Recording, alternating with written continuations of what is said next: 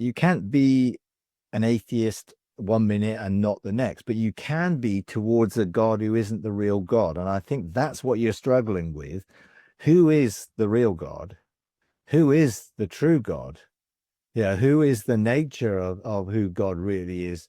And you're sort of flip-flopping between your upbringing and the view of God as determined by your parents, the church, your experiences of leaders and everything else. And then sort of you're trying to believe in a God that's different from that. But that can only happen through experience. You need to experience God as unconditional love. But your previous experiences of what's happened to you in the past are hindering you actually experiencing what God is really like. So when you are, well, I don't believe in that God. Well, I don't believe in the God that you're describing either. I'm an atheist towards that evangelical God who's angry and needs appeasing and all of those symptoms of, evangelical Christianity. I'm an atheist to that God. But I've experienced who God really is. So I'm not left in limbo, sort of trying to experience a God and seeking him in one sense, but then caught up in all of these emotions and sort of demonic ideas. And I think what I would encourage you to do is to actually focus on truly forgiving and releasing your parents, the leaders, the church, and everything that has created this false view of God, this wrong version of God. And to do that effectively, it isn't just saying, well, I forgive. You're saying words, I forgive, and not forgiveness. Forgiveness is settling accounts. Jesus talked about the unforgiving servant, and the servant received forgiveness for a huge debt and then wouldn't forgive somebody else. And Jesus wants you to know that you are absolutely, totally forgiven for everything in your life, that he loves you unconditionally, that you don't have to do anything to earn that love, that he wants you to experience his grace and mercy, which are limitless and triumphant. He wants you to experience love and joy and peace and rest.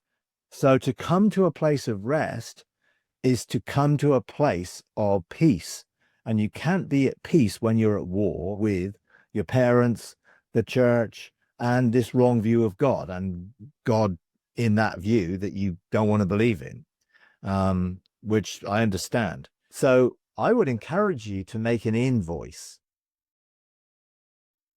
And an invoice is where you look at what had happened, what all the things that you can remember. Ask God to bring to your memory the things which have significantly negatively impact your life. That could be parents, leaders, the way the church has presented God, all of the things. And also, it can not just be the things they've done, it can be the things they didn't do, which is tell you about unconditional love, help you find a relationship with God, help you into freedom, to live in joy and peace.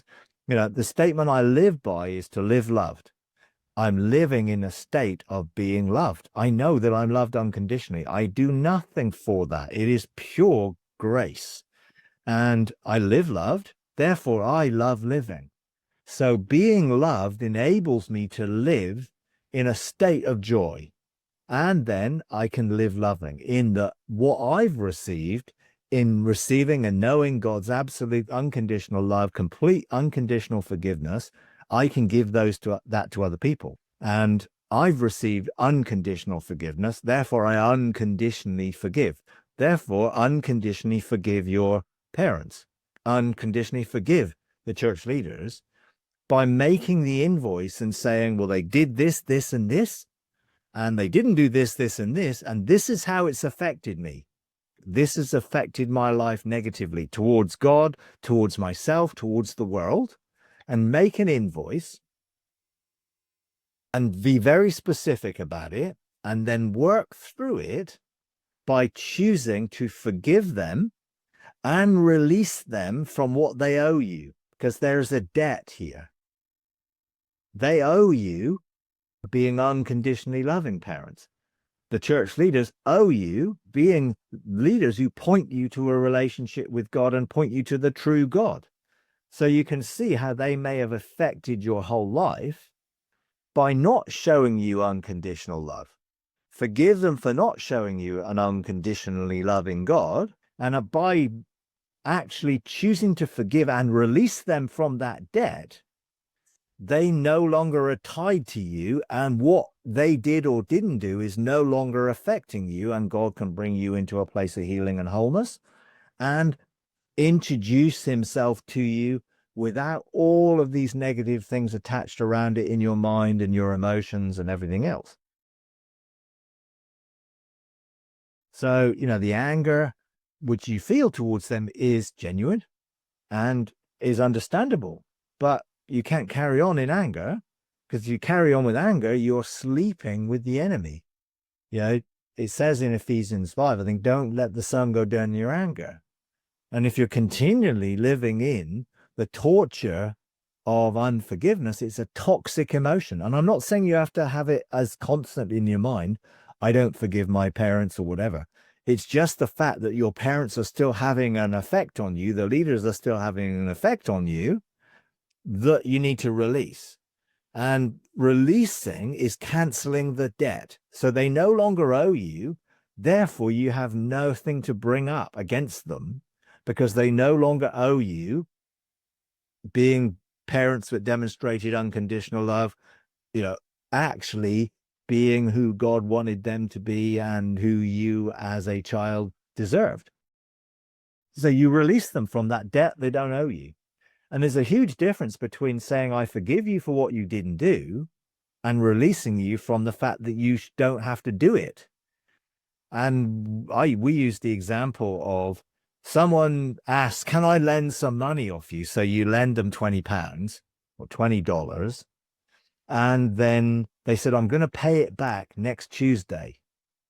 And so you wait until the Tuesday, and they avoid you on Tuesday, and they don't pay it you back. So legitimately, there's a debt outstanding, which you can demand that they pay.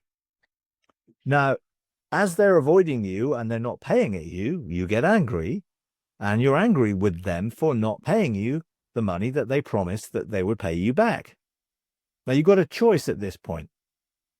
You see them, you talk to them, and you confront them, and you ask them, why haven't you paid the money back? Oh, I didn't get it. I lost it. Whatever the excuse, you have the choice what you can do. You can say, I forgive you for not paying it back, but you still owe it me, so I expect it next week. Therefore, they still have a debt towards you, and you still look at them through the debt because they owe you. Or you can say, I forgive you for not paying it back, but I cancel it. You no longer owe me the $20. So you no longer are seeing them as owing you the money, therefore having a debt outstanding.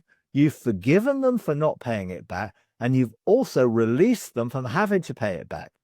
So that you're no longer tied to them in a negative emotional way. You can't look at them in an angry way because they don't owe you anymore. So by choosing to cancel the debt, you choose to let them go. And you might think, well, they don't deserve to be let go. Blah, blah, blah. That's not the point. It's unconditional. God has forgiven you unconditionally. Forgive them unconditionally and let the go of the debts. Therefore, you are not tied to their behavior, which you presently are, and it's still affecting you because you're still connected to them by the fact that you're angry.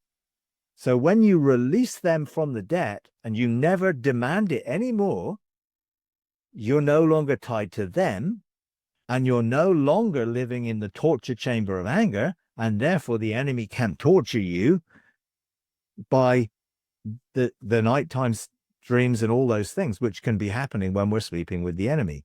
So we go to sleep at rest. We lie down in green pasture and we enjoy a peaceful sleep because we're no longer attached to those who we're demanding that they pay back. Now, I'm not saying you consciously do this, but it's a very deep subconscious thing, which is outworking in the way you feel. The anger and all the things that you've described, I think, are tied to the toxicity of unforgiveness, in that you may have thought you've forgiven them, but you've not cancelled the debt that's outstanding. And let it go and be free from it, and then free to express unconditional love and forgiveness to them, and free to be engaging God in that reality of his unconditional love, so you can truly experience that unconditional love yourself. If you enjoy these videos, would you please take a moment to like, comment, and subscribe? It really does help. Thank you very much.